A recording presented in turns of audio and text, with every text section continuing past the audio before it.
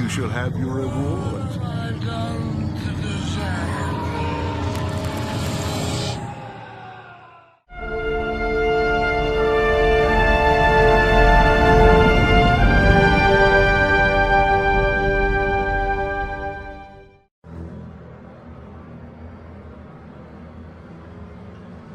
The sorceress went out to explore and help out those in neighboring towns.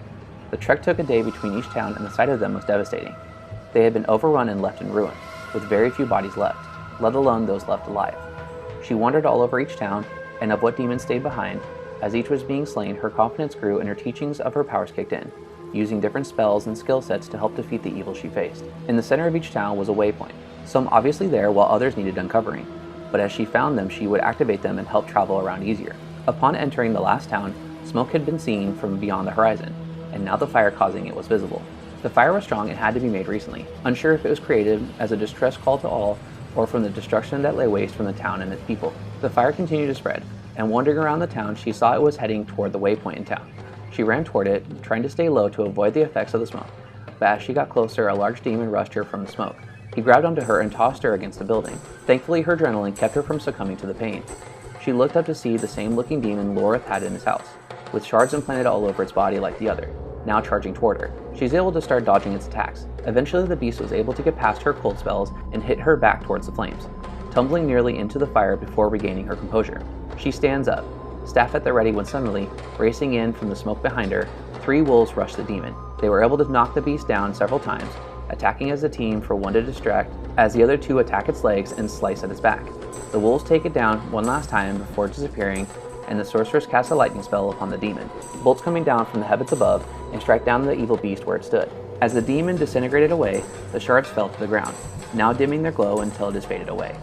The sorceress looked around and she tries again to regain her composure, spending so much energy to eradicate the beast from this world. From the settling smoke comes a large figure, a warrior but without traditional armor. He was covered in layers of animal's fur, thick boots, and sporting a helm made of a large skull with even larger antlers. He walked over to her and says, "It's dangerous to be fighting alone. The creatures around here are much stronger than they appear. I hadn't had a choice. My village was attacked and my people killed in cold blood.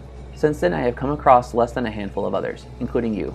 I was tasked with clearing the towns around here to help any survivors, but it seems nearly everyone has been killed by these demons," she replies, walking over to pick up the fallen shards. She picks them up to place them in her bag and asks, "Why are you alone then? Were you and your people attacked as well?" "Yes, we were," he said, with sorrow in his voice. "It happened at the darkest of night not long ago. Many of us woke up to the shrieks of the first ones attacked, the children. We tried fighting off as many as we could. We claimed a few of theirs, but were greatly outmatched. I got the wolves to distract them and to try to drive them away for those unable to fight, but eventually the demons got wise to the ruse and continued their assault. As the last was slain, my anger took over and a tornado appeared, taking those foul demons away long enough for me to get away. Since then, I, much like you, waited to find others like us, to find out how far the devastation was spread to. Thankfully, I have my wolves to help me, as without them, I would perish." Intrigued, she then asks, "Will you join me? There's a lot to explain, but with your help, we can get closer to helping take out the plague that has bestowed upon Sanctuary." He is silent for a moment before replying, "If you are venturing these lands as you say, then I will be able to join you in time. There is an ancient ritual I must perform within my homeland many days' trek away, one that will allow me to harness the powers of the natural world to gain enough strength where my body alone cannot sustain it as of now. Once that is complete, I will seek you out and join your crusade against the greater evils plaguing our world." She nods as he runs towards the horizon. She stands in the waypoint and returns back to Lorithnar to discuss her findings and evaluate the state of Sanctuary as they know it.